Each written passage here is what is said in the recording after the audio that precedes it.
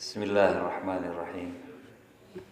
Assalamualaikum warahmatullahi wabarakatuh.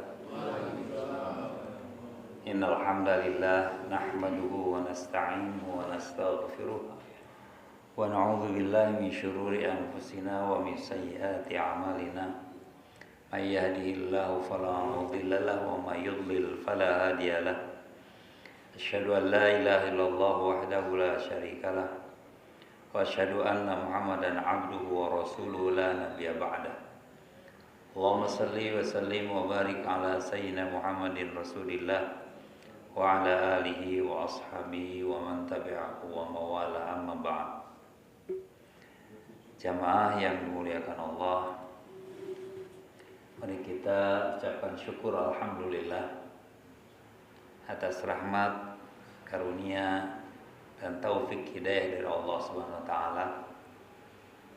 Allah mengaruniakan kepada kita nikmat terbesar di hari ini adalah karena kita bisa berjamaah salat subuh, dan insyaallah Allah juga mengizinkan kepada kita untuk mendengarkan firman-firman-Nya. Insyaallah mudah-mudahan firman ini akan masuk ke dalam hati kita, dipahami dan akan menjadi sebagai pedoman dalam kehidupan kita.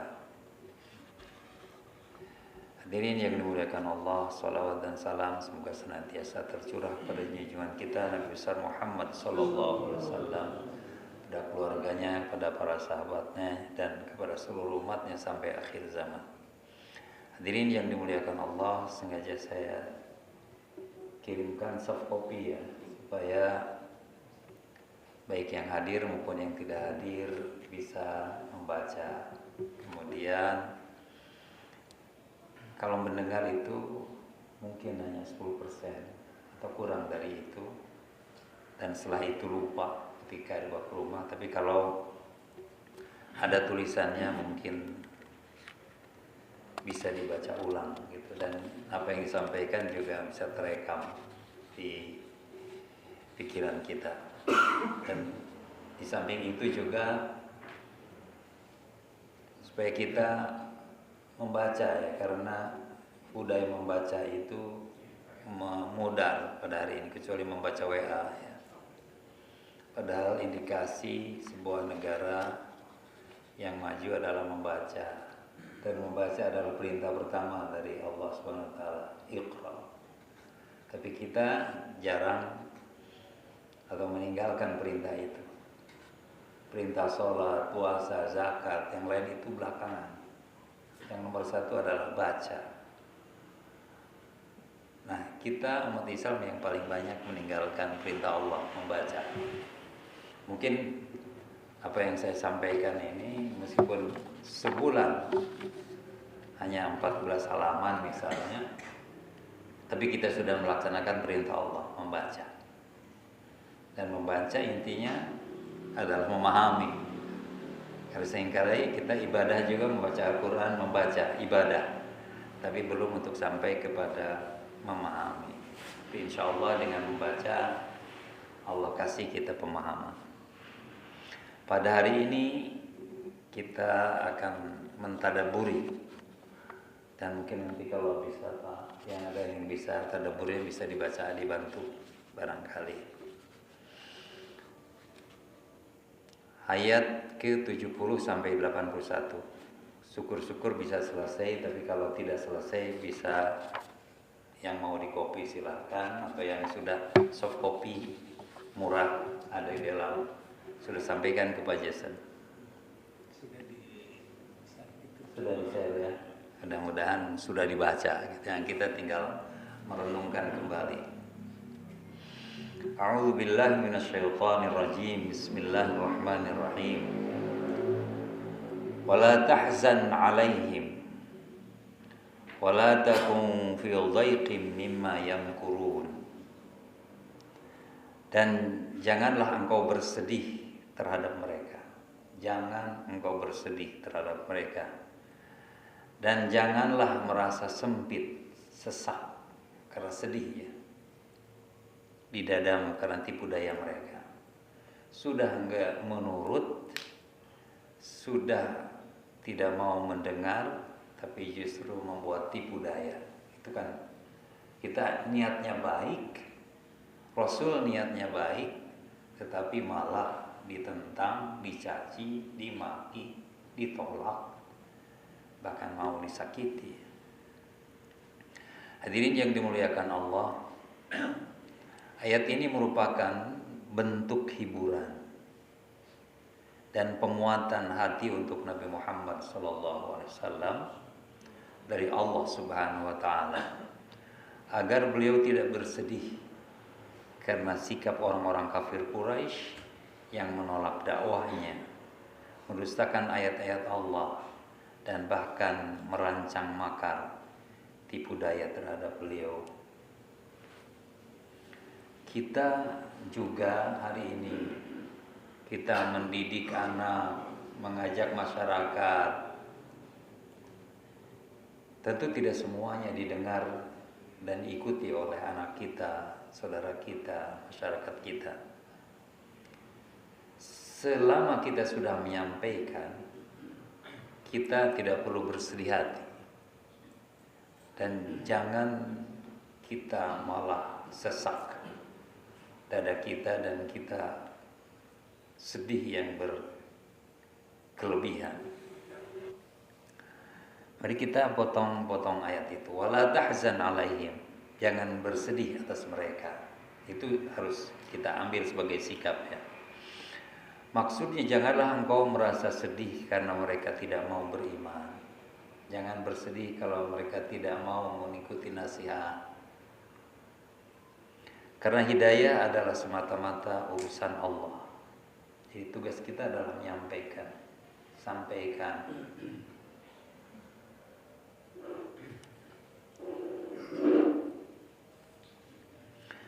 Nabi hanyalah menyampaikan, apalagi kita. Jadi kita kepada siapapun, pahala kita dalam menyampaikan. Wala takum fi dhaiqi mimma yamkurun, dan jangan merasa sempit karena makar mereka. Artinya jangan merasa sesak atau khawatir terhadap konspirasi dan tipu daya orang-orang yang kafir. Allah mengetahui apa yang mereka rencanakan dan Dia Maha Kuasa untuk menggagalkannya.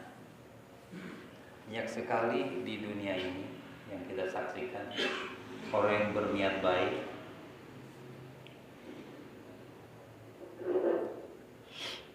tapi malah difitnah ya. Dan yang berniat jahat justru didukung mati-matian.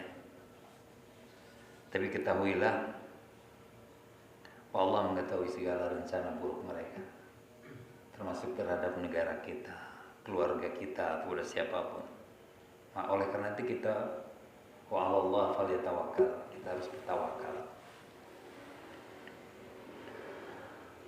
Ayat ini menunjukkan bahwa para nabi adalah manusia yang sangat peduli dan mencintai umatnya. Harisun 'alaikum bil mu'minina raufur rahim.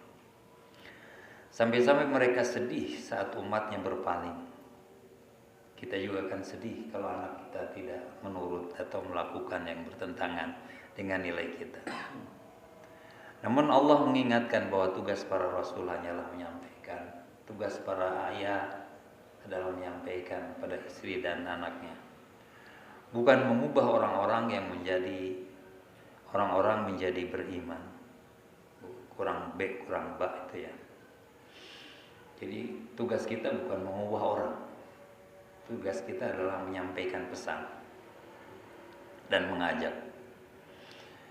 Mari kita lihat surat An-Naml ayat 71. Wa yaquluna mata hadzal wa'du in kuntum shadiqin.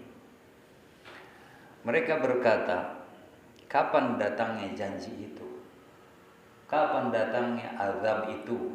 Katanya kalau kamu tidak beriman akan diazab, kalau kamu nggak sholat akan disiksa, gitu ya. Mana? Kapan janji itu? Kapan azab itu datang? Jika kamu adalah orang yang benar. Kalau kamu benar, mana janji itu? Ucapan mereka penuh ejekan, tentu untuk mengejek Nabi karena dia tidak percaya. orang-orang kafir Quraisy berkata seperti itu pada Nabi Muhammad dan para sahabatnya bukan karena ingin tahu, bukan kapan akan datang, bukan, tapi untuk mengejek dan mengolok-olok. Mereka mendengar janji tentang kiamat, tentang azab, tentang surga dan neraka. Lalu mereka menanggapi dengan sinis, mata hadzal wa'du in kuntum shadiqin. Kalau kalian memang benar, mana buktinya? Selalu gitu ya. Dan peristiwa itu terjadi sampai sekarang. Kalau memang agama Islam itu benar, mana buktinya? Apa ada orang yang pernah kembali dari kubur yang bisa cerita? Dan yang ngomong orang besar lagi ya, yang menganggap dirinya Islam pula. Mereka tidak percaya hari kiamat.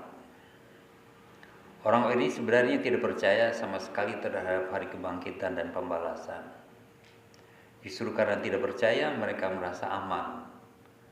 Lalu dengan nada tantangan dan meremehkan, kapan siksa itu akan diturunkan? Hampir semua umat Nabi akan mengejek dan menantang Nabi seperti itu. Ini adalah bentuk kemungkaran dan kesombongan sebenarnya. Ayat ini mencerminkan kesombongan besar dalam hati mereka. Mereka menganggap peringatan Allah sebagai lelucon. Awas neraka, siksa kubur, itu lelucon aja. Ini adalah bentuk kekafiran yang parah, karena tidak hanya menolak tapi juga mempermainkan. Bukan hanya menolak, bukan hanya tidak percaya, tapi parahnya adalah mempermainkan. Ayat ini sebagai peringatan bagi semua manusia. Allah merekam ucapan mereka dalam Al-Quran sebagai peringatan keras kepada seluruh manusia agar tidak berlaku sombong seperti mereka. Jadi ayat ini diabadikan agar kita, terutama umat Islam, jangan bersikap seperti orang-orang Quraisy, orang kafir mereka yang menantang Allah. Karena meskipun azab itu belum datang, maka bukan berarti karena Allah lemah, tetapi karena Allah memberikan kesempatan dan waktu untuk bertobat, termasuk untuk diri kita. Kita melakukan kesalahan, kok nggak pernah diazab? Bukan azab itu tidak ada, tapi Allah memberikan kesempatan kita untuk bertaubat.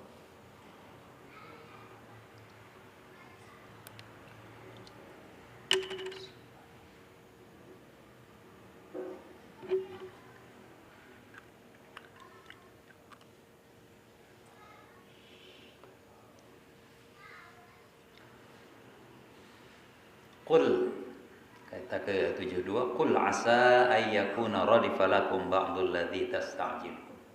Katakanlah, boleh jadi sebahagian yang kamu minta. Tadi kan bertanya, kapan datangnya azab? Bisa jadi disegerakan, itu telah hampir datang mengejar mereka, mengejar kamu. Mereka menantang tapi tidak sadar bahwa sebetulnya azab itu sebahagian mungkin sudah mendekati kepada mereka. Dan jangan-jangan sebahagian azab itu sudah menimpa kita. Tapi tujuan bukan menghukum, tapi tujuan la'allahum yarji'un, agar kita kembali gitu. Kita dikasih cobaan, maka sesungguhnya Allah masih sayang. Kalau itu masih dikasih cobaan, jangan nanti tiba-tiba hukuman ada di akhirat. Kalau itu sudah azab. Ini adalah jawaban langsung dari Allah atas ucapan penuh ejekan dalam ayat sebelumnya. Orang-orang kafir yang berkata, mata hadzal wa'du in kuntum shadiqin. Kapan azab itu akan diturunkan? Kalau memang kamu benar, kapan? Maka Allah memerintahkan Nabi Muhammad SAW untuk menjawab mereka dengan mengatakan, bisa jadi sebagian dari azab yang kalian minta itu sudah dekat, cuman kita nggak tahu, dan sedang menuju kepada kalian. Dia boleh saja mengejek, membakar Al-Quran, menginjak Al-Quran, menumpahkan kotoran di atas Al-Quran. Mana Tuhan? Bukan di luar negeri, di sini juga banyak yang menentang Allah. Tapi jawaban Allah, qul asa ayyakuna radifa lakum ba'dal ladzi tastajilun. Bisa jadi sebagian azab itu sudah dekat kepada kalian. Mana ayyakuna radifa telah mendekat. Bukan kisah kosong, tetapi peringatan serius bahwa azab Allah bisa datang kapan saja, baik di dunia maupun di akhirat. Allah bisa saja mengirim azab secara tiba-tiba seperti kekalahan di perang, wabah, kelaparan, bencana, atau azab akhirat yang pasti menimpa kita. Bukankah kita sudah ditegur sehingga kita memiliki pemimpin yang tidak baik, yang merugikan negara dan menyengsarakan rakyatnya? Itu juga teguran bagi kita. Resesi ekonomi, kesulitan dan sebagainya, itu kan teguran sebenarnya.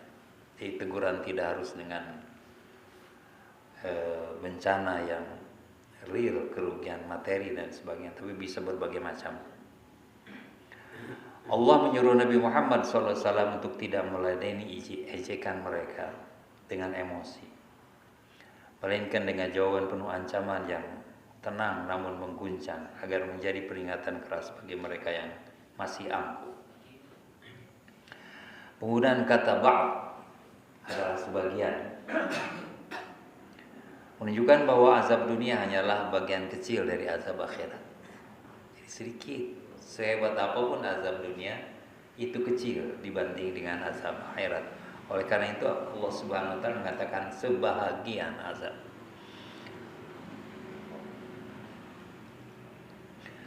Maka bila mereka tidak mampu menghadapi azab dunia, bagaimana dengan azab akhirat? Kita lanjutkan dengan surat An-Naml 73. Wa inna rabbaka ladzu fadlin 'alan nas walakinna aktsarahum la yashkurun. Dan sesungguhnya Rabbmu benar-benar mempunyai karunia yang besar bagi manusia. Allah sudah melimpahkan karunia yang besar kepada kita. Tapi kebanyakan mereka tidak bersyukur. Tetapi kebanyakan kita tidak mensyukuri apa yang ada pada diri kita. Bukankah kaki lebih penting daripada motor? Bukankah tangan lebih penting daripada kekayaan? Semua itu kita tidak bersyukur. Allah sudah melimpahkan banyak kepada kita, tapi sebagian kita tidak mensyukuri. Bisa bernapas, bisa melihat, bisa mendengar, bisa melangkah, kesehatan dan lain sebagainya, itu adalah. Jadi Allah menegaskan di sini, mengingatkan kepada kita ini bahwa kita yang kurang bersyukur, walakinna aktsaruhum la yashkurun. Mereka kurang bersyukur. Yang dibayangkan yang tidak ada, yang belum didapat. Dan itu menghilangkan syukur apa yang sudah ada. Padahal kalau kita bersyukur, Allah akan kasih yang lebih banyak lagi. Dan kalau tidak bersyukur, yang ada pun akan hilang.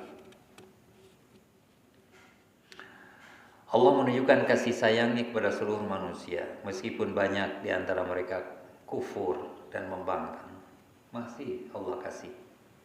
Yang kafir masih diberikan nafas, diberikan hujan dan sebagainya.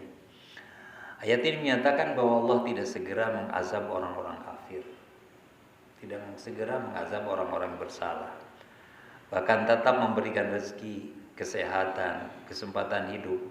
Semua itu adalah bentuk karunia dari Allah kepada umat manusia. Yang orang kafir yang tidak pernah sholat malah kaya, itu tandanya Allah itu sayang kepada semua makhluknya, dan Allah tidak pilih kasih dengan rahmatnya. Penundaan azab bukan karena Allah lalai, bukan karena lupa. Allah ingat, Allah mencatat segala apa yang kita niatkan, yang kita pikirkan, yang kita ucapkan, yang kita lakukan. Tapi karena rahmat Allah, karena rahmatnya, maka Maha Pemurah, Ia tetap memberi nikmat bahkan kepada mereka yang menolaknya. yang menentang Allah tetap dikasih nikmatnya. Tapi kebanyakan manusia tidak bersyukur, yakni tidak mengakui karunia itu berasal dari Allah. Orang kafir udah biasa, tapi jangan-jangan kita nggak merasakan bahwa apa yang kita raih ini adalah pemberian dari Allah. Bisa sekolah, bisa menikah, bisa punya anak, dan bisa segala macam karunia Allah. Bisa keluar negeri, bisa berhaji dan sebagainya. Kita seringkali lupa ini adalah karunia Allah. Kita seringkali merasakan bahwa ini prestasi saya, padahal itu adalah semua karunia Allah yang patut kita harus syukuri. Dalam salah satu tafsir Ibnu Katsir menekankan kata la yashkurun, tidak bersyukur. Berarti tidak menggunakan nikmat sesuai yang Allah kehendaki. Tidak bersyukur bukan berarti tidak mengucapkan alhamdulillah, tapi menggunakan nikmat itu di tempat yang tidak dikehendaki oleh Allah, di tempat yang tidak diridhoi Allah. Kita diberi rezeki, kita diberi kesehatan, tapi justru digunakan untuk berdosa. Itu artinya tidak bersyukur. Yang syukur yang real adalah menggunakan apa yang Allah karuniakan sesuai dengan kehendak Allah, sesuai dengan ajaran Islam. Bersyukur bukan hanya dengan lisan, tetapi dengan iman, amal, dan pengakuan hati bahwa semua datang dari Allah. Yang pertama kita mengakui bahwa alhamdulillah saya sehat. Kesehatan ini dari Allah. Kemudian kita menggunakan kesehatan untuk kebaikan. Kita juga mengucapkan terima kasih atau alhamdulillah kepada Allah atas nikmatnya. Itu namanya bersyukur. Ayat ini juga mengandung kritik terhadap kaum musyrik Makkah yang meskipun mendapat banyak nikmat duniawi tetapi menolak risalah Nabi Muhammad SAW, bahkan mengejeknya. Orang-orang Mekah dahulu mereka hidup dalam kesulitan, tetapi dengan program Rihlata Syita'i was-Shaif, perjalanan dagang pada musim panas dan musim dingin, mereka jadi banyak orang yang sejahtera, yang subur makmur. Kalau tidak ada Rihlata Syita'i was-Shaif, satu ke Sam, ke bawah ke Yaman, ke sebelah timur ke Irak, mereka semua mendatangkan segala yang diperlukan dari 3 tempat itu. Mereka dengan berdagang. Tetapi bagaimana? Mereka tidak bersyukur pada Allah Subhanahu wa taala sehingga diturunkanlah surat Li'ila fi Quraisy, ila fihim rihlatas syita'i was-shaif. Mereka tidak menyembah Robnya Ka'bah, tetapi menyembah patung-patung yang ada di sekeliling Ka'bah. Kemudian Allah Subhanahu wa taala menyampaikan pada surat An-Naml ayat 74. Wa inna rabbaka la ya'lamu ma tukinnu suduruhum wa ma yu'linun. Dan sesungguhnya Tuhanmu benar-benar mengetahui apa yang disembunyikan oleh mereka dan apa yang mereka nyatakan. Itu harus kita sadari. Allah mengetahui apa yang kita sembunyikan, banyak rahasia di dada kita, di pikiran kita. Allah tahu. Allah juga tahu apa yang kita ucapkan, yang kita nyatakan. Jadi jangan pernah merasa bahwa Allah tidak tahu. Ketika kita membenci orang, marah orang, mencaci orang, memaki orang, membuat hasad, membuat dengki dan lain sebagainya, Allah tahu. Itu yang harus menjadikan pelajaran bagi kita. Allah tahu apa yang kita rencanakan, apa yang kita pikirkan, dan apa yang sudah kita lakukan. Allah mengetahui segala sesuatu, baik yang tampak maupun yang tersembunyi. Ayat ini menegaskan pengetahuan Allah yang sempurna.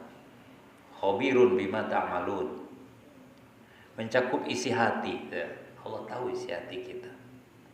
Niat, rencana maupun ucapan dan tindakan lahiriah kita. Semua Allah tahu. Yuhaysibukum bihillah. dan Allah akan menghisab itu. Dari apa yang kita pikirkan, apa yang kita rencanakan, semua akan dihisab. Lillahi ma fis samawati wal ard wa in tubdu ma fi anfusikum aw tukhfuhu yuhasibkum billah, akan dihisab. Menyingkapkan munafikan dan kesombongan orang kafir dalam konteks ayat-ayat sebelumnya. Allah Subhanahu wa taala menjawab orang kafir yang mengejek dan menantang janji Allah. Allah menyatakan bahwa Dia mengetahui makar mereka, baik yang mereka sembunyikan dalam hati maupun yang mereka ucapkan terang-terangan. Dan bagi kita, seandainya ada orang yang berniat jahat dan lain sebagainya, kita kan tidak tahu. Tapi ingat, Allah tahu. Oleh karena itu, wa 'alallahi falyatawakkalul mu'minin. Kita harus bersandar kepada Allah sebagai Allahus Somad, karena tidak tahu niat jahat orang. Ada yang santet, ada yang dengki dan lain sebagainya, kita tidak tahu. Tanpa bersandar kepada Allah kita nggak paham.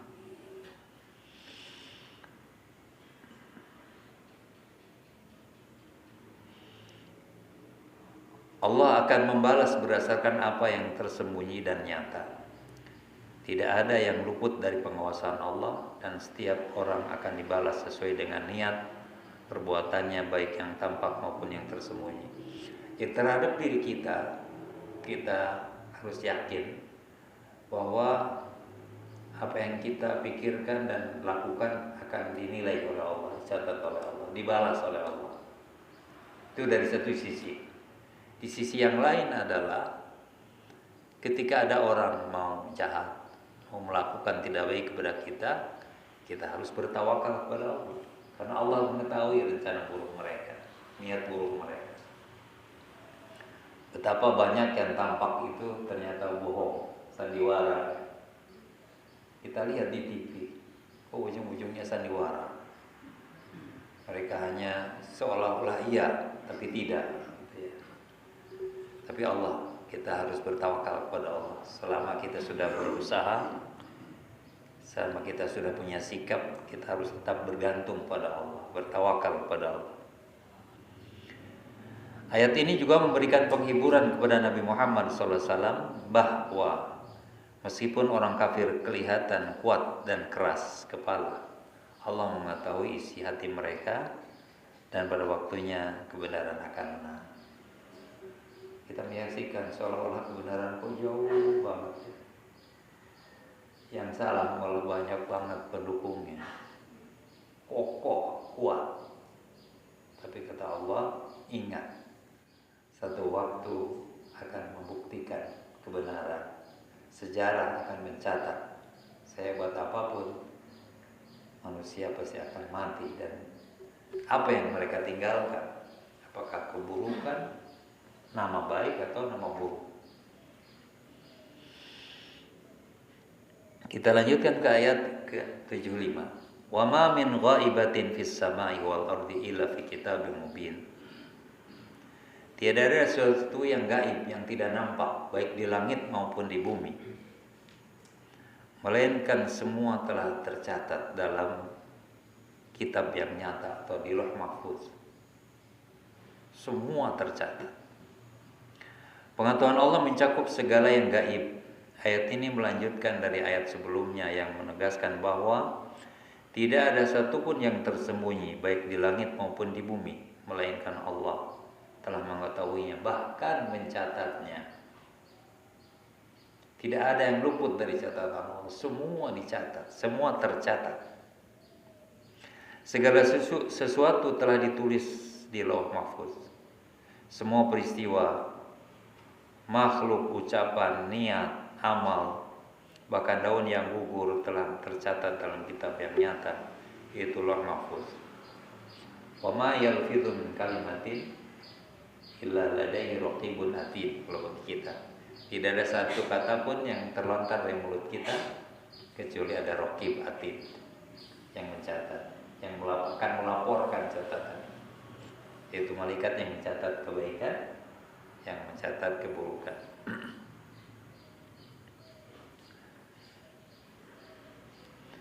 Allah menegaskan kesempurnaan ilmu Allah. Tidak ada satu yang luput dari ilmu Allah, bahkan yang tidak diketahui oleh makhluk, seperti hal yang gaib. Semua ditentukan dan ditulis oleh Allah sebelum semuanya terjadi.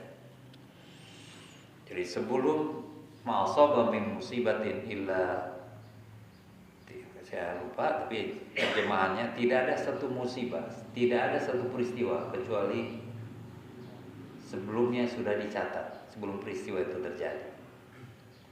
Jadi tidak mungkin terjadi kalau sebelum tercatat. Allah bikin keputusan dulu seseorang harus celaka, baru ada pelaksanaan, ada instruksi dulu, ada perintah dulu, baru kejadian. Maka yang harus kita lakukan doa supaya kita terhindar dari keburukannya sebelum dicatat. Kalau udah dicatat ketetapan itu, maka harus terjadi.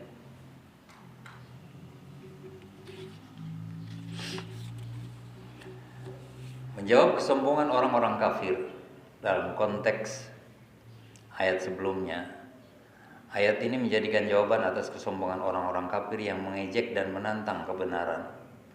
Allah menegaskan bahwa ilmu dan kekuasaannya jauh melampaui pemahaman manusia dan semua makar mereka pun telah tercatat. Dulu bagaimana rapihnya, kuatnya rencana PKI untuk mengkomuniskan Indonesia, tapi Allah punya makar tersendiri. Dan demikian juga makar-makar yang terjadi pada dewasa ini di negeri kita. Allah tahu. Jadi jangan lepaskan Allah intinya. Kita berusaha tapi jangan lepas dari Allah. Karena Allah bisa mengatasi itu semua.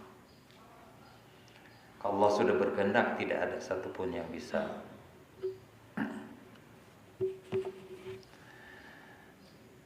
Pada kesempatan tadabbur ini kita menelaah sekelompok ayat dari surah An-Naml ayat 70 sampai 75 yang membuat pesan penghiburan, ancaman, sekaligus pengajaran mendalam tentang sikap manusia terhadap kebenaran dan sikap Allah terhadap hambanya. Ayat-ayat ini turun dalam konteks pendustaan dan ejekan yang diterima oleh Nabi Muhammad SAW dari kaum musyrikin Mekah, khususnya terkait dengan peringatan akan datangnya hari kiamat dan azab Allah. Mereka mengolok-olok kebenaran, menantang azab dan persoalkan janji Allah, seakan itu hanyalah dongeng belaka. Maka Allah menurunkan firman-Nya bukan hanya sebagai penegasan kepada Rasulullah SAW, tapi juga sebagai pelajaran abadi bagi umatnya hingga akhir zaman. Ayat 70 dimulai dengan sapaan penghibur, jangan engkau bersedih terhadap mereka. Sebuah ungkapan empatik dari Sang Pencipta kepada utusannya yang sedang letih oleh penolakan manusia, capek ditolak, capek ditentang. Dan ayat ini menghibur. Hiburan ini bukan untuk Nabi, tapi untuk kita. Ketika kita lelah berjuang tapi masih ditentang, ditolak, kata Allah, la tahzan alaihim, jangan bersedih. Ayat 70 dimulai dengan ayat 71 sampai 72 menggambarkan sikap sombong dan congkak orang-orang kafir yang mempertanyakan waktu datangnya azab dengan nada mengejek. Allah tidak membalas dengan kemarahan, tetapi menjawab secara menohok, bisa jadi sebagian azab itu sudah mendekat kepada kalian. Ini menjadi peringatan bahwa ketika manusia meremehkan peringatan, maka sebenarnya mereka sedang menggali lubang kehancuran sendiri. Apabila kita diingat sama Allah, jangan berbuat maksiat, dan kita bermaksiat, rasa-rasanya biasa aja, perusahaan saya maju aja, rezeki saya banyak, saya tetap kuat-kuat aja, Ketika Allah mengingatkan, jangan-jangan sudah dekat, jangan merasa bebas. Ayat 73 menghadirkan nuansa berbeda. Allah justru menegaskan bahwa Dia adalah Tuhan yang Maha Pemurah dan rahmatnya sangat besar kepada manusia. Tetapi kebanyakan manusia tidak bersyukur. Ayat ini menjadi pengingat bahwa kufur nikmat adalah bentuk kezaliman batin yang mengundang murka Allah, meskipun secara lihat tampaknya aman dan makmur.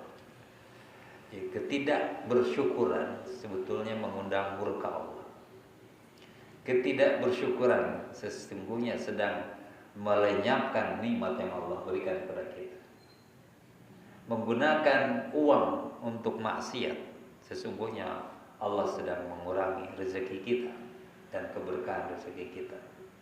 Tapi sebaliknya kalau dipakai untuk yang kebenaran, kebaikan, sesungguhnya tidak berkurang, mana kosong, tidak berkurang, bahkan akan dilipat gandakan, karena kita menjadi manusia yang mensyukuri, menggunakan rezeki itu di jalan Allah. Lalu ayat 74 dan 75 menutup rangkaian ini dengan penegasan sifat Allah sebagai zat yang maha mengetahui segala yang tersembunyi dan yang maha teliti dalam mencatat pencatatan takdir atau keputusan. Adapun yang ada di langit dan di bumi, yang tampak maupun yang tersembunyi, semuanya telah tercatat dalam kitab yang nyata.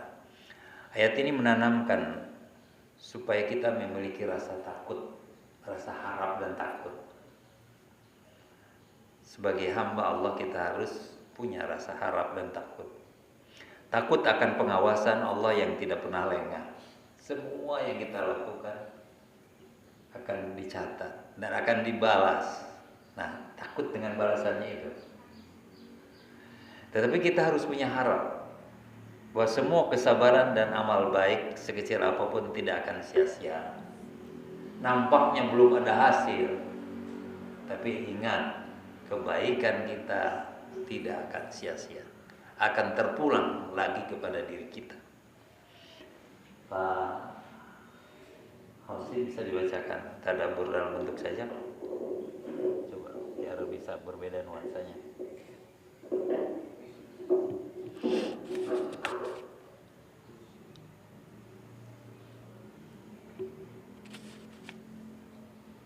Ada yang seorang hamba di tengah penolakan.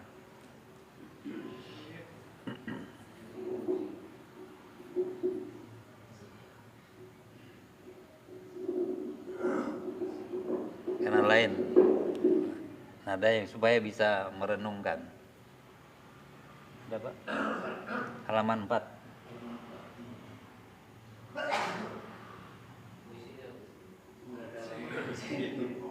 Hah? Enggak ada. Oh. Ya, tadabbur An-Naml 70-75. Nah, saya pikir ngikutin dari tulisan. Ya. Ya Rob, ada.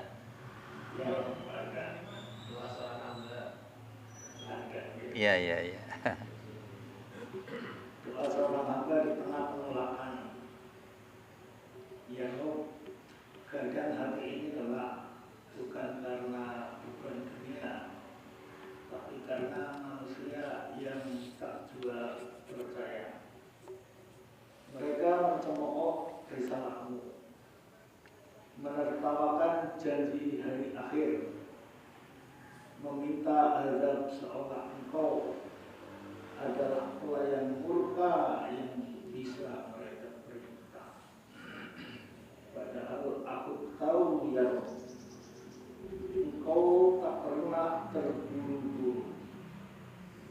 Engkau tangguhkan asap dalam lautan rahmat, agar mereka sempat kembali sebelum terlambat. Namun mereka tetap angkuh, menolak kasih-Mu yang lembut dan memilih jalan gelap yang berujung pada kehancuran sunyi. Dan janganlah engkau bersedih hati terhadap mereka, dan janganlah engkau merasa sempit terhadap apa yang mereka rencanakan. Ya Allah, jika nabimu saja engkau hibur, bagaimana aku tak butuh pelukan wahyu saat duka menyelimuti dada. Dan mereka berkata, bilakah datangnya ancaman ini jika kamu adalah orang-orang yang benar? Mereka menantang dengan sombong, seolah mau bisa ditunda, seolah asap adalah dongeng, bukan kenyataan yang tak menunggu izin manusia. Katakanlah, boleh jadi sebagian dari apa yang kamu minta agar disegerakan itu sudah hampir menimpamu. Namun kau tetap sabar, memberi waktu dan tanda, hingga tak ada alasan tersisa saat pertanggungjawaban tiba.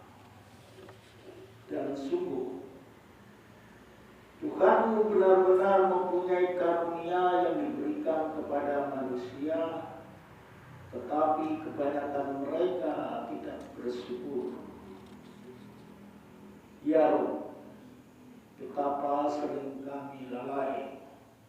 Rahmat-Mu mengalir tiada henti, namun kami mengeluh atas hal-hal kecil. Dan sesungguhnya Tuhanmu mengetahui apa yang disembunyikan dada mereka dan apa yang mereka nyatakan.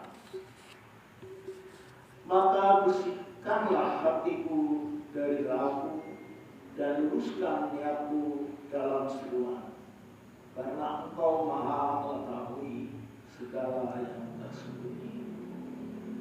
Dan tidak ada sesuatu pun yang tersembunyi di langit dan di bumi, melainkan tertulis dalam kitab yang nyata, Lauh Mahfuz. Bimbing aku ya Allah untuk tetap sabar dan yakin bahwa setiap langkah dalam dakwah tercatat indah di sisimu. Kode aja.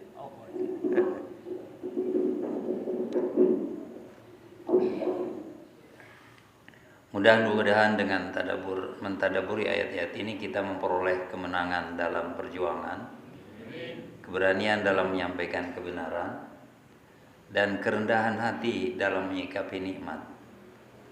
Semoga Allah Subhanahu wa Ta'ala menjadikan kita hamba-hamba yang bersyukur, sabar, selalu tunduk kepada kebenaran wahyu. Itu harapan kita dari mentadaburi ayat 1 sampai 75 surat An-Naml. Dan sekali lagi, kalau tidak selesai hari ini, silakan sudah dituliskan, dan pertemuan kalau ada umur kita akan dilanjutkan ke ayat yang belum tertulis. Kita lanjutkan dengan ayat yang 76. Inna hadzal Qur'an yaqussu 'ala bani Israil aktsara alladzi hum fihi yakhtalifun. Sesungguhnya Al-Qur'an ini menjelaskan kepada Bani Israel sebagian besar ya hal-hal yang mereka perselisihkan. Orang-orang Israel, Bani Israel itu berselisih tentang ajaran agamanya. Dan orang-orang Yahudi dan orang Kristen berselisih banyak. Dan Al-Quran ini menjelaskan apa yang mereka perselisihkan. Dalam ayat ini Allah menegaskan keagungan dan keakuratan Al-Quran, khususnya dalam hal menyampaikan kebenaran tentang perkara-perkara yang mereka perselisihkan dari Bani Israel. Yang dimaksud adalah Yahudi dan Nasrani. Ayat ini menunjukkan bahwa Al-Quran datang sebagai pembeda atau Al-Furqan di tengah berbagai perbedaan pendapat, klaim dan distorsi yang terjadi dalam kalangan Bani Israel tentang ketuhanan, tentang bagaimana ibadah. Nabi Isa tidak mengajarkan ibadah dengan pakai organ, dengan nyanyi seriosa, tapi ibadahnya hampir sama dengan kita umat Islam. Bani Israel banyak berselisih dalam urusan agama, hukum dan sejarah nabi-nabi, bahkan dalam ajaran-ajaran pokok mereka. Lalu Al-Quran datang menjelaskan dan meluruskan kebenaran di antara perselisihan itu. Mana yang benar dari apa yang mereka perselisihkan. Kemudian ayat ini juga memperkuat hujah bahwa Al-Quran adalah kitab yang benar, valid, dan membenarkan wahyu sebelumnya. Al-Quran membenarkan wahyu yang sebelumnya, tetapi menolak distorsi, penyimpangan. Alladzina yu'minuna bima unzila ilaika wa ma unzila min qablik. Iman pada yang diturunkan padamu Al-Quran, dan iman juga pada kitab-kitab sebelumnya. Fungsi Al-Quran adalah hakim untuk terhadap kitab-kitab sebelumnya. Maka setiap perselisihan terjadi baik pada masa lalu maupun sekarang, hendaknya dikembalikan pada Al-Quran. Alhamdulillah kita punya Manahem Ali, Kainama, kemudian Dondita, banyak lagi ya, yang bisa menunjukkan bahwa Al-Quran adalah yang benar, mengoreksi kekeliruan yang terdapat dalam kitab-kitab yang sebelumnya. Kita lanjut ke ayat yang 77. Wa innahu lahuda wa rahmah lil mu'minin. Sesungguhnya Al-Quran itu benar-benar menjadi petunjuk dan rahmat bagi orang yang beriman. Jadi petunjuk dan rahmat itu bagi yang beriman. Bagi yang tidak beriman tidak akan mendapatkan rahmat. Ayat ini menegaskan fungsi dan kemuliaan Al-Quran bagi orang-orang yang beriman. Penjelasannya sebagai berikut. Al-Quran adalah petunjuk atau hudan. Artinya Al-Quran menunjukkan jalan yang lurus, jalan yang mana yang harus kita tempuh. Kemudian menuntun manusia kepada ketauhidan, menuntun manusia kepada akhlak yang karimah, menunjukkan tentang hukum syariat, bagaimana supaya kita selamat di dunia dan selamat di akhirat. Namun perlu diingat, petunjuk ini hanya benar-benar bermanfaat bagi orang yang membuka hatinya untuk beriman. Dan Allah menegaskan hudan lil muttaqin. Al-Quran itu berguna bagi orang yang bertakwa. Kalau tidak bertakwa, tidak ada iman, nggak ada gunanya. Jangankan membaca, jangankan memahami, membaca aja nggak mau, apalagi mendengarkan penjelasan. Al-Quran adalah rahmat. Al-Quran menjadi rahmat karena mengangkat manusia dari kebodohan menjadi cerdas. Salah satunya dengan perintah Iqra, membaca. Mudah-mudahan yang saya tuliskan dibaca nanti ya. Dan boleh di-share ke siapapun. Mau ganti nama juga silahkan, saya nggak peduli. Tulisan saya gitu misalnya nggak apa-apa. Yang penting pesan ini sampai. Menyelamatkan dari kesesatan, memberi keterangan jiwa, serta menjanjikan ampunan dan keberkahan. Namun sebagai mana disebutkan dalam ayat rahmat itu, khusus diperoleh orang-orang yang beriman. Jadi rahmat Allah dengan Al-Quran itu hanya untuk orang yang beriman, yang mau membacanya, yang mau menelaahnya, yang mau memahaminya, yang mau mengamalkannya, baru jadi rahmat. Fungsi petunjuk dan rahmat Al-Quran tidak berlaku mutlak bagi semua orang, tetapi tergantung sikap hati mereka terhadap kebenaran. Bagi orang kafir, Al-Quran bisa justru menjadi hujah atas kesalahan mereka, justru akan menghukum mereka. Kenapa kamu melakukan kekafiran? Kenapa kalau kalian melakukan maksiat? Padahal Allah sudah memberitahukannya. Jadi Al-Quran adalah akan menghakimi mereka, akan menjerumuskan mereka, membawa ke lembah kenistaan, karena Al-Quran sudah membimbing. Inna rabbaka yaqdi bainahum bihukmi wa huwal azizul alim. Sesungguhnya Tuhanmu akan memberi keputusan di antara mereka dengan hukumnya, dan dialah yang maha perkasa lagi maha mengetahui. Mari kita lihat maksudnya. Dalam ayat ini Allah menegaskan bahwa dialah yang mengadili segala bentuk perselisihan yang terjadi di antara manusia. Sekarang kita lagi berselisih, segala macam. pagar laut lah, menjual pulau lah. Nanti Allah yang akan mengadili, karena pengadilan dunia ternyata tumpul. Tapi Allah yang akan mengadili, harus yakin. Dan kita bersyukur banyak pejuang-pejuang yang ingin menegakkan kebenaran. Doakan mereka, mudah-mudahan itu jadi amal soleh buat mereka. Karena yang dibela adalah rakyat, yang dibela adalah negara.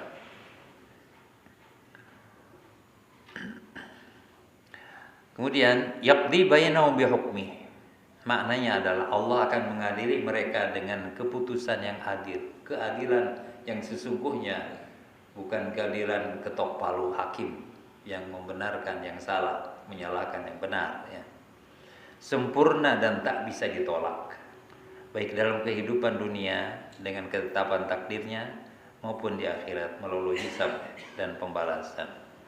Ini mencakup perselisihan dalam bentuk akidah, hukum, hingga sejarah para nabi dan juga dalam masalah dunia. Wawal azizul alim.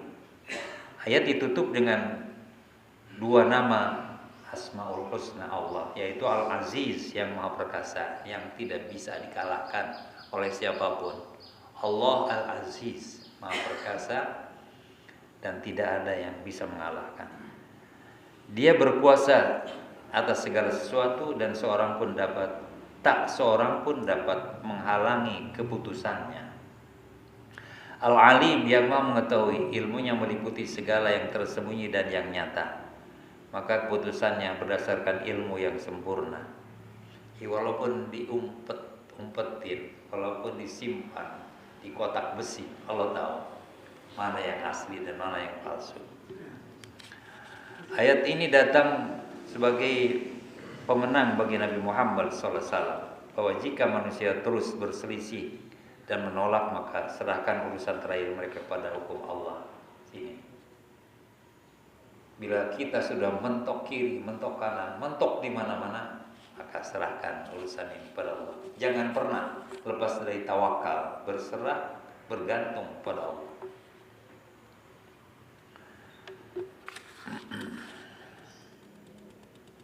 Kita tadabburi boleh dibaca. Mau dibaca lagi Pak? Langsung ke ini aja, tadabburnya bisa dibaca, kemudian kita dengarkan renungan. Coba. Yang menjelaskan kebenaran. Ada, ya. 76, 78. Ya, baik. Kita tadabburin, biar cari dulu. Baik, kita baca tadabburnya dulu. Ayat 76 sampai 78. Nanti saja Pak. Sesungguhnya Al-Quran ini menjelaskan pada Bani Israel sebagian besar dari perkara yang mereka perselisihkan. Al-Quran hadir untuk meluruskan sejarah yang dibengkokkan, ya, dan menguak kebenaran. Bani Israel mewakili umat yang diberi wahyu maupun segelintir, namun tergelincir oleh hawa nafsu, politik dan kepentingan dunia. Kita saksikan bagaimana kezaliman negara Israel kepada saudara kita bangsa Palestina dengan mengatasnamakan sejarah. Ketika manusia membiarkan wahyu dibaca tanpa direnungkan atau menggantinya dengan tradisi akal semata, maka perselisihan dan kerancuan pun akan menjalar, akan meluas. Salah satu yang bisa mengikat kita bersatu adalah Al-Quran. Tanpa Al-Quran kita bercerai-berai. Ayat ini mengingatkan kita tanpa Al-Quran sebagai penimbang kebenaran, manusia akan terus berselisih tanpa arah. Betul? Kalau tidak berpegang pada Al-Quran, kita berselisih, bertengkar, berdebat, gak ada ujungnya. Ini juga berlaku untuk kita hari ini. Ketika kita berselisih tentang agama, moral, atau jalan hidup, maukah kita kembali pada Al-Quran sebagai penentu akhir kebenaran? In tanaza'tum fi syai'in farudduhu ila Allah. Kalau kita sudah berdebat, centang perentang, maka kembali farudduhu ila Allah. Jangan malah kembali ke semakin banyak cabang dan ranting. Kita kembali pada Allah. Ayat 77, dan sesungguhnya Quran benar-benar menjadi petunjuk dan rahmat bagi orang-orang yang beriman. Al-Quran adalah cahaya, tapi tidak semua mata bisa melihatnya. Kadang-kadang kita gelap, membacanya pun gak bisa. Hanya mereka yang beriman yang merasakan sebagai bentuk rahmat. Kalau kita beriman, bisa membaca Al-Quran ada rahmat, kebanggaan, kemudian ketenangan jiwa. Iman bukan sekedar pengakuan, tapi kerendahan hati untuk membiarkan Al-Quran membimbing kita. Kita harus rendah hati. Apa kata Al-Quran yang sedang membimbing kita, kita ikut. Kata Al-Quran, kita ikut. Karena Al-Quran adalah hudan. Al-Quran yang membimbing kita, bukan kita membimbing Al-Quran. Jika Al-Quran belum menjadi rahmat bagi hidup kita, mungkin bukan karena Al-Quran yang kurang, tetapi karena iman kita belum cukup, belum hadir pada diri kita. Kita masih menganggap gak bisa baca Quran, gak apa-apa, gak paham Al-Quran, gak apa-apa, gak ngaji, gak apa-apa. Bukankah itu yang banyak di hati kita? Kalau orang lain biarkan, tapi jangan sampai ada di hati kita. Dalam dunia yang penuh kebisingan, Al-Quran adalah pelabuhan ketenangan. Hiruk pikuk dunia ya. Tapi kalau kembali Al-Quran akan tenang. Tapi hanya yang benar-benar percaya yang bisa menepi dan menikmati damainya Al-Quran. Kalau kita percaya dengan Al-Quran. Ayat 78, sesungguhnya Tuhanmu memutuskan perkara di antara mereka dengan hukumnya, dan inilah, dan dialah Maha Perkasa dan Maha Mengetahui. Dalam dunia yang dipenuhi klaim kebenaran, saya benar, saya benar, saya benar, menteri ini benar, rakyat juga benar, Allah lah hakim sejati. Keputusannya akan menjelaskan siapa yang benar dan siapa yang menipu. Karena tidak jelas siapa benar dan siapa yang menipu, tapi Allah nanti akan menjelaskan. Jangan pernah berkecil hati, hak kita memiliki Allah. Itulah yang membuat kita tenang. Kadang kita terlalu membela diri atau menjatuhkan yang lain, padahal pengadilan Allah tak pernah tertunda dan tak pernah salah. Kadang-kadang kita menyalahkan orang padahal kita yang salah. Kita jangan pernah merasa aman, karena keputusan Allah pasti yang akan benar. Al-Aziz mengingatkan kita bahwa kekuasaannya tak terbantahkan, dan Al-Alim menegaskan bahwa tak sesuatu pun yang tersembunyi baginya. Kita tidak perlu tergesa-gesa menuntut pengakuan atas kebenaran diri. Biarkan Allah yang menyaksikan diri kita. Cukuplah Allah sebagai penilai, pengadil, dan pembeda.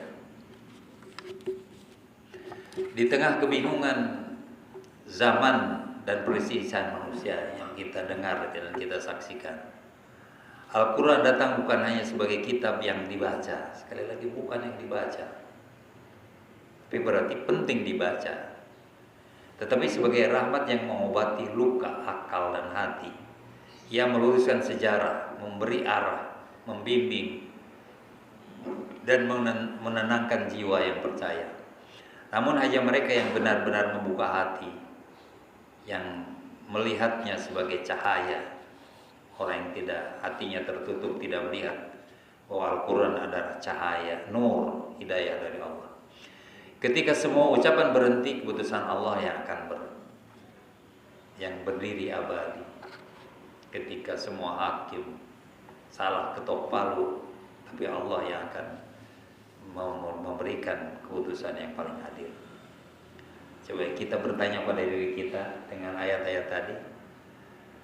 Sudahkah aku membiarkan Al-Quran membimbing jalan hidupku, bukan hanya membacanya? Sudah membimbing kita? Ini pertanyaan, bukan untuk direnungkan. Sudahkah kita dituntun oleh Al-Quran? Apakah aku merasakan rahmat dan ketenangan dari Al-Quran, atau hanya menjadikannya simbol, disimpan di rak-rak atau dibacakan padahal kita tidak membaca? Sudahkah menjadi rahmat dan menenangkan hati kita? Dalam menghadapi perselisihan, apakah aku menyerahkan kepada kebijaksanaan Allah atau mengandalkan hawa nafsu dan emosi? Masihkah kita masih mengandalkan emosi dan nafsu? tugasnya Pak Komsi. Tadi bagus bacanya.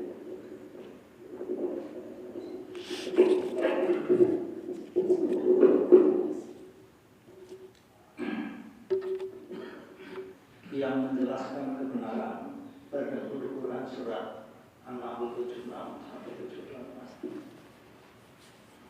Di tengah kebingungan manusia yang tersesat dalam bayang-bayang kata, datanglah kitab-Mu ya Allah, membuka tirai kabut sejarah.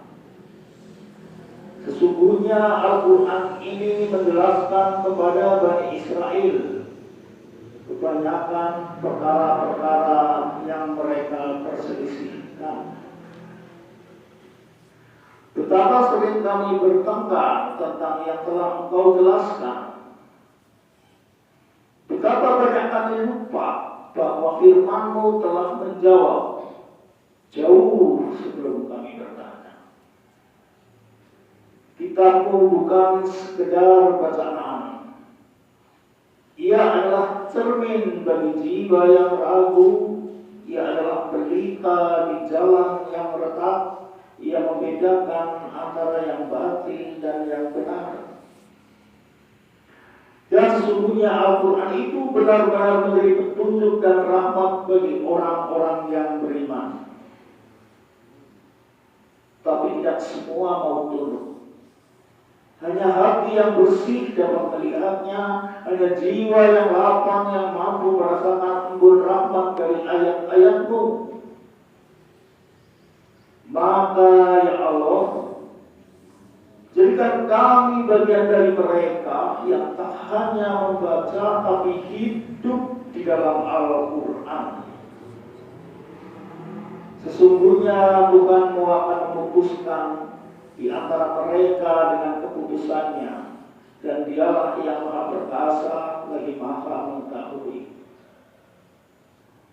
Engkaulah hakim sejati. Tak satu pun perselisihan kami yang luput dari ilmu dan keadilan-Mu.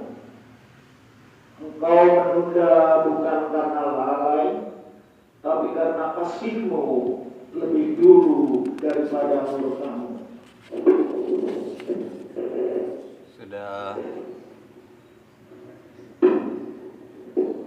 Sudah hampir 6:30.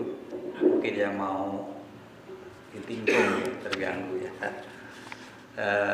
Atau kita bacakan secara cepat aja. Ayat ke-79 sampai 81. Fatawakkal 'ala Allah innaka 'alal haqqil mubin. Maka bertawakallah kepada Allah. Tadi kita selalu ulang. Sesungguhnya engkau Muhammad berada di atas kebenaran yang nyata. Fatawakkal 'ala Allah, maka bertawakallah kepada Allah, perintah langsung dari Allah. Fatawakkal 'ala Allah. Kepada Nabi Muhammad dan juga kepada kita, agar beliau bersandar sepenuhnya kepada Allah tanpa takut terhadap penolakan atau makar musuh-musuh kebenaran. Yang sering hilang dari diri kita adalah tawakal. Seolah-olah kita yang mampu segala-galanya. Innaka 'alal haqqil mubin, sesungguhnya engkau berada di atas kebenaran yang nyata. Menegaskan bahwa ajaran dan misi Rasulullah adalah kebenaran yang jelas dan tidak mengandung keraguan baik dalam akidah, syariat maupun akhlak. Ini merupakan penghiburan dan penguat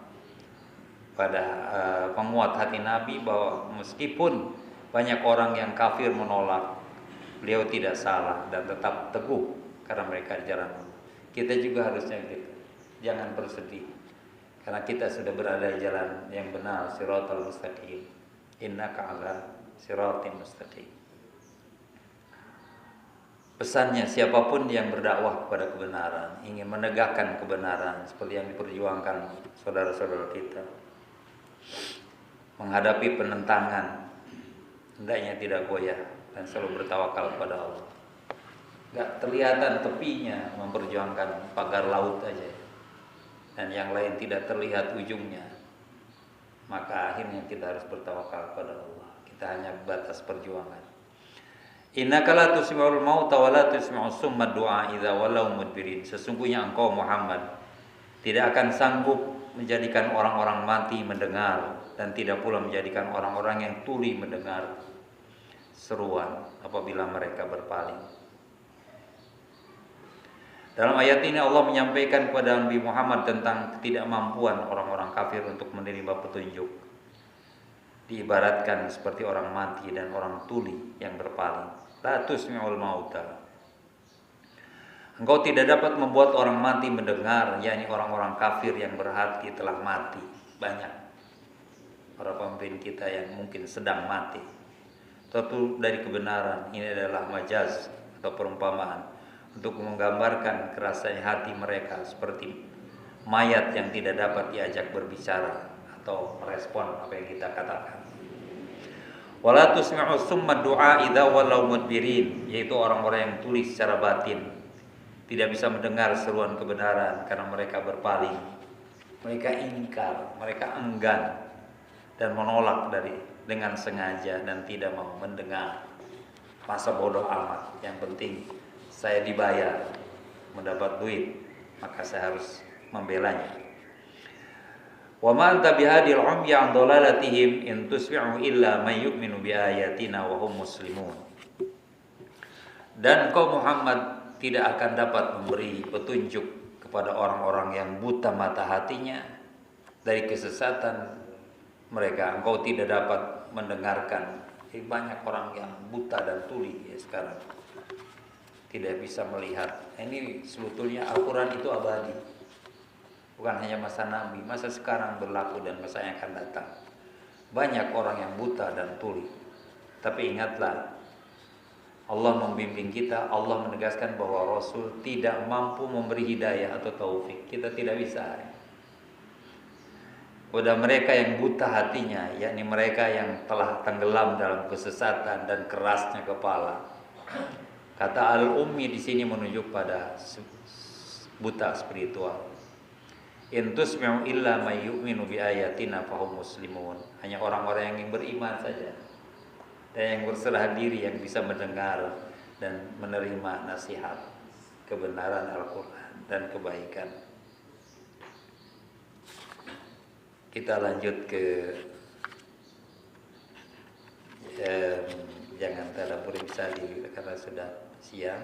Coba Pak Homsin lagi. Tadi kenapa saya menyuruh Pak Homsin, karena saya juga mau merasakan ketika orang membaca, bukan saya yang membacakan. Ada di halaman 12.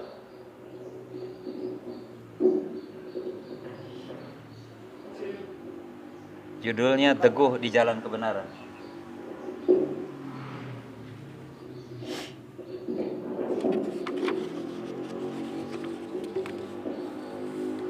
Teguh di jalan kebenaran. Pada Quran surat An-Naml 79:81. Teguhkan hatimu wahai jiwa yang berjalan di jalan sunyi yang sering ditinggalkan, meski banyak yang menolak, kebenaran tak pernah bergantung pada keramaian. Maka bertawakallah kepada Allah, sesungguhnya engkau berada di atas kebenaran yang nyata.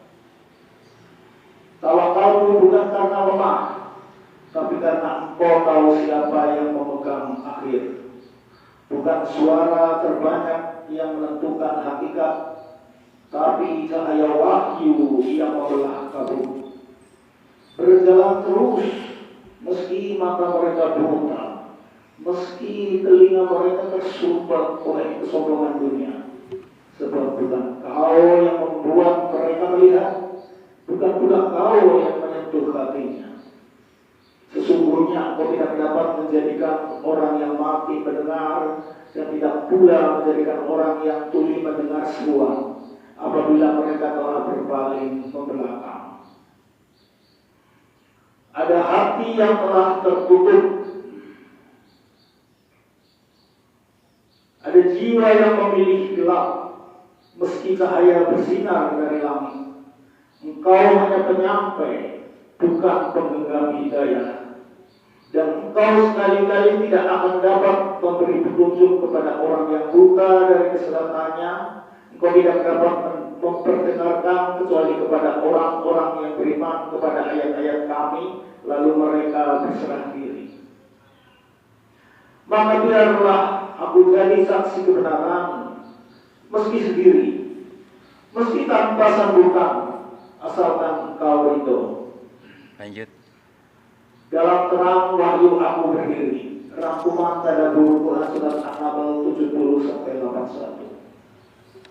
Jangan bersedih, wahai hati, bila kebenaranmu ditertawakan, bila lidah-lidah mereka menjadi pisau yang mengiris pelan keyakinanmu.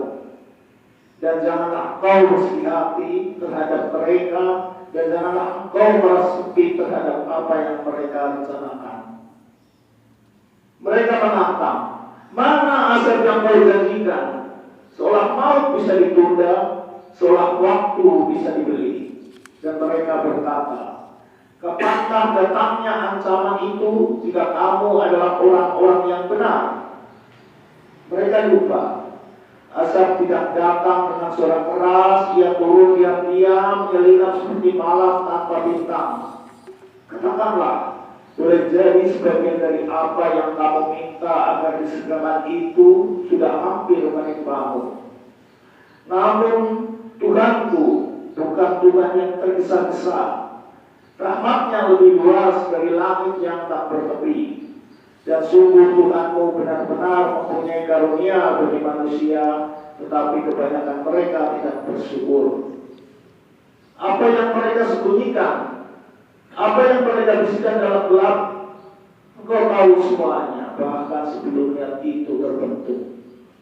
Sesungguhnya Tuhanmu mengetahui apa yang disembunyikan dada mereka dan apa yang mereka nyatakan.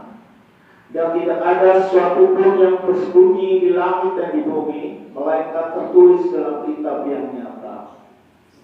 Dan bila manusia berselisih tentang hukum, tentang nabi, tentang jalan hidup, Al-Quran datang sebagai penjelas, membuka simpul yang mereka simpulkan sendiri. Sesungguhnya Al-Quran ini menjelaskan kepada Bani Israel kebanyakan perkara-perkara yang mereka perselisihkan.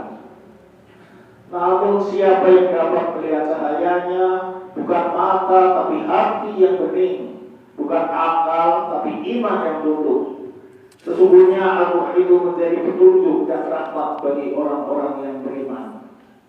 Aku tahu, keputusan akhir bukan di tanganku, bukan juga di tangan mereka yang berkata lantang, ia milikmu ya Allah, yang maha perkasa, maha mengetahui.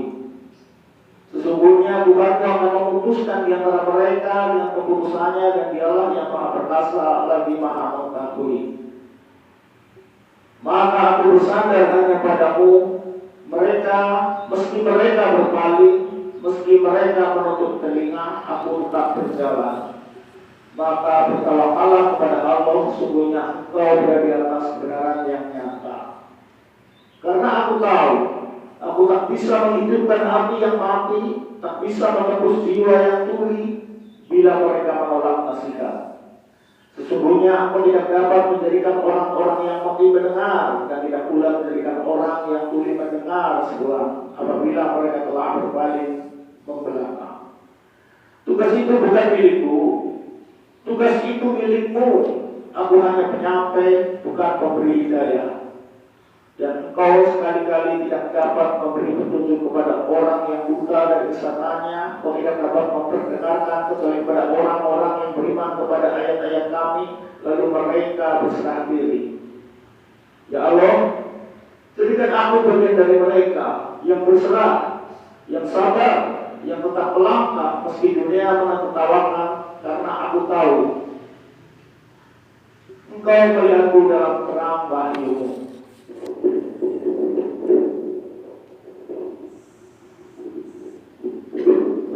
Alhamdulillahirrahmanirrahim.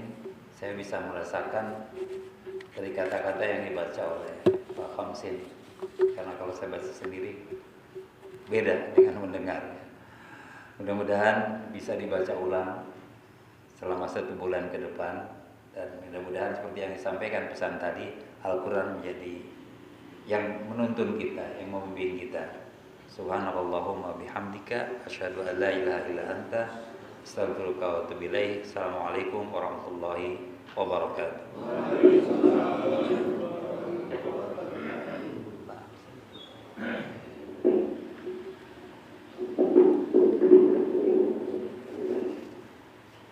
Terima kasih Pak Ustaz atas penjelasannya melalui catatan-catatan yang sangat membuat antusiasme. Ada beberapa poin yang saya tambahkan di sini. Yang pertama, tadi disampaikan oleh Ustaz, metode ceramah dengan prosa dan puisi. Tujuannya adalah untuk menarik empati, membuat gaduh. Jadi memang prosa dan puisi adalah bagian dari sastra, dan sastra itu adalah untuk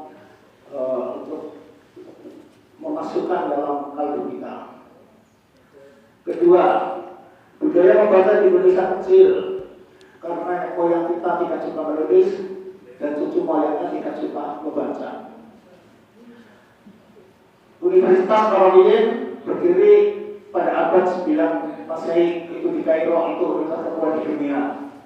Kemudian Nalanda abad ke-5 lebih awal, tapi dia tutup abad 12 Masehi.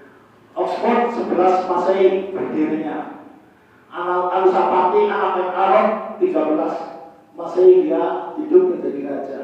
Pertanyaannya adalah kenapa Ken Arok tidak memuliakan anaknya Anusapati ke Oxford padahal itu sudah berdiri 2 abad. Nah itu pertanyaannya.